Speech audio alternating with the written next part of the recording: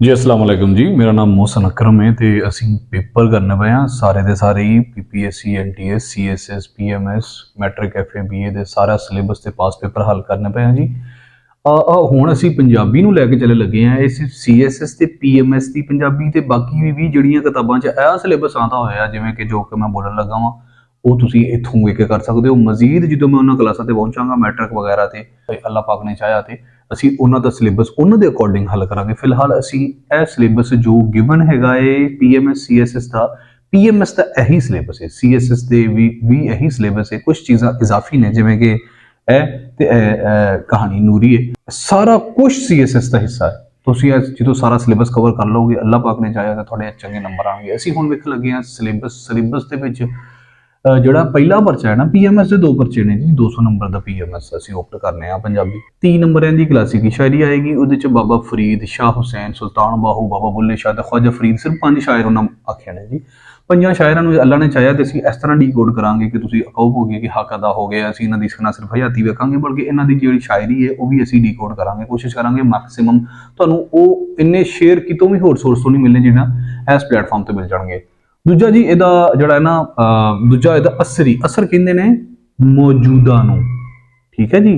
ਇਹਦਾ ਹੁਣ ਅਸੀਂ ਜੇ ਮਜ਼ੀਦ ਇਹਨੂੰ ਹੋਰ ਬਾਮਾਨਾ ਕਰਨਾ ਹੋਵੇ ਤਾਂ ਹਮ ਅਸਰੀ ਕਰ ਸਕਦੇ ਹਾਂ, ਲੇਕਿਨ ਉਹਨਾਂ ਅਸਰੀ ਸ਼ਾਇਰੀ ਕੀ ਯਾਨੀ ਕਿ ਅੱਜ ਦੀ ਜੋ ਸ਼ਾਇਰੀ ਜੋ ਜਦੀਦ ਦੀ ਸ਼ਾਇਰੀ ਹੈ ਨਾ ਉਹਦੇ 30 ਨੰਬਰ ਨੇ।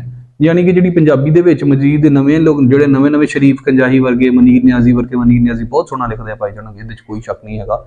ਤੇ ਕੱਚੇ ਘੜੇ ਬਾਕੀ ਸਦੀਕੀ ਦਾ ਅਸੀਂ ਇਹਨੂੰ ਪੜਾਂਗੇ ਸਾਨੂੰ ਸਾਡੀ ਅੱਖਾਂ ਖੁੱਲ ਜਾਣਗੀਆਂ। ਪੰਜਾਬੀ ਸ਼ਾਇਰੀ ਦੇ ਜਿਹੜਾ ਇੰਨਾ ਕੰਮ ਹੋਇਆ ਸਾਨੂੰ ਅਜੇ ਤੱਕ ਪਤਾ ਹੀ ਕੋਈ ਨਹੀਂ। तो जदीद शायरी जी है ना 30 नंबर की जदीद शायरी जो पूछा जाएगा और सिलेबस गिवन सिर्फ यही है। जगराते, चार चुप चीज़ा, कच्चे घड़े, चंदन रखते वेड़ा, गल विच पायम प्रीत महार, गल च प्रीत दी मार पै गई है, मवाते ते ता मुश्ताक यूसुफी दा। मुश्ताक यूसुफी दी ता वाहद एक ऐसा है जो CSS नहीं गा, बाकी सब कुछ PMS दे विच भी है। ता और गल विच पायम महार, बाकी सारा कुछ CSS दे सिलेबस का हिस्सा तुसीं चेक कर सकते हो, ठीक है। फिर जी हिस्सा नसर आ जाता। हिस्सा नसर जड़ा है ना वो 40 नंबर का है। उहदे विच असीं इंशाअल्लाह पढ़ांगे विद डिटेल। कदीम नसर एक है ते एक जदीद नसर है। मुआज़िन नौज़ा नौशा गंजबख्श साहब, शराफत निशाही साहब दी पक्की रोटी डॉक्टर शहबाज साहब ने लिखा है, ठीक है जी। फिर असीं जदीद नसर च आ जाएंगे। वो कदीम नसर सी, ऐसे जदीद नसर च आ गया। ड्रामे दो ने इहदे च काला पतन, सजादा दर्दा दा ड्रामा है।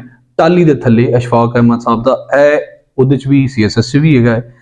ਤੇ ਅੱਗੋਂ ਆ ਗਿਆ ਜੀ ਇੱਕ ਜਦੀਦ ਨਸਰ ਦੇ ਵਿੱਚ ਇੱਕ ਨਾਵਲ ਹੈ ਟਾਵਾਂ ਟਾਵਾਂ ਤਾਰਾ ਤੇ ਕਹਾਣੀ ਨੂਰੀ ਦੀ ਅਨਵਰ ਅਲੀ ਸਾਹਿਬ ਨੇ ਲਿਖੀ ਹੈ ਜੀ।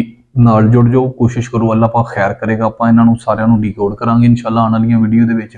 ਇਸੇ ਪਲੇਲਿਸਟ ਦੇ ਵਿੱਚ ਤੁਹਾਨੂੰ ਮਜ਼ੀਦ ਮੈਂ ਇੰਗਲਿਸ਼ 'ਚ ਕੰਮ ਕੀਤਾ ਹੈ। ਕੋਈ ਥੋੜੀ ਜਿਹੀ ਵੋਕੈਬਲਰੀ ਜੋ ਹੈ GRE ਦੀ ਵੋਕੈਬਲਰੀ ਜਿਹੜੀ ਤੁਹਾਨੂੰ ਪੜ੍ਹਨੀ ਚਾਹੀਦੀ ਹੈ। ਅਕਸਰ ਬੱਚੇ ਕਨਫਿਊਜ਼ ਹੁੰਦੇ ਨੇ ਕਿ ਬਈ ਅੰਗਰੇਜ਼ੀ ਕਿੱਥੋਂ ਪੜ੍ਹਨੀ ਆ ਤੇ 1,70,000 ਅਲਫਾਜ਼ ਨੇ ਅੰਗਰੇਜ਼ੀ ਦੇ, ਤੁਹਾਨੂੰ ਯਾਦ ਸਾਰੇ ਕਰਨ ਦੀ ਲੋੜ ਕੋਈ ਨਹੀਂ। ਤੁਸੀਂ ਸਿਰਫ GRE ਦੀ ਵੋਕੈਬਲਰੀ ਕਰਨੀ ਜਿਹੜੀ ਯੂਜੂਅਲੀ ਆਮ ਤੌਰ ਤੇ ਪੁੱਛੀ ਜਾਂਦੀ। ਜੇ ਤੁਸੀਂ ਉਹਨੂੰ ਕਵਰ ਕਰ ਲਓਗੇ, ਥੋੜੀਆਂ ਲੰਮੀਆਂ ਵੀਡੀਓ ਨੇ, 5 ਵੀਡੀਓ ਪਾਈਆਂ, ਟੋਟਲ 15 ਵੀਡੀਓ ਹੋ ਰਹੀਆਂ ਮੇਰੀਆਂ। 20 ਵੀਡੀਓ ਪਾਵਾਂਗਾ ਮੈਂ, 2000 ਲਫ਼ਜ਼ ਦੇ ਕਰੀਬ ਆਪਾਂ GRE ਦਾ ਮੋਸਟ ਇੰਪੋਰਟੈਂਟ ਜਿਹੜਾ ਉਹ ਇਨਸ਼ਾਅੱਲਾ ਡੀਕੋਡ ਕਰਾਂਗੇ। ਨਾਲ ਜੁੜ ਜਾਓ, ਤੁਹਾਡਾ ਵਾਵਾ ਭਲਾ ਹੋਵੇਗਾ ਇਨਸ਼ਾਅੱਲਾ। ਉਰਦੂ ਵੀ ਅਸੀਂ ਕਰ ਚੁੱਕੇ ਹਾਂ, ਤੁਸੀਂ ਵੇਖੋਗੇ ਕਿ 500 ਅਸੀਂ ਕਾਬਤਾਂ ਪੂਰੀਆਂ ਉੱਥੇ ਉਰਦੂ 'ਚ ਕੀਤੀਆਂ ਨੇ। ਤੇ ਇਹਦੇ 'ਚ ਵੀ ਅਸੀਂ ਇਹੋ ਜਿਹੀ ਚੀਜ਼ਾਂ ਕਰਾਂਗੇ ਜੋ ਕਿਸੇ ਹੋਰ ਵੀ ਕਿਸੇ ਵੀ ਚੈਨਲ ਤੇ ਨਹੀਂ ਪਾਈਆਂ ਜਾਣਗੀਆਂ ਇਨਸ਼ਾਅੱਲਾ। अस्सलाम वालेकुम।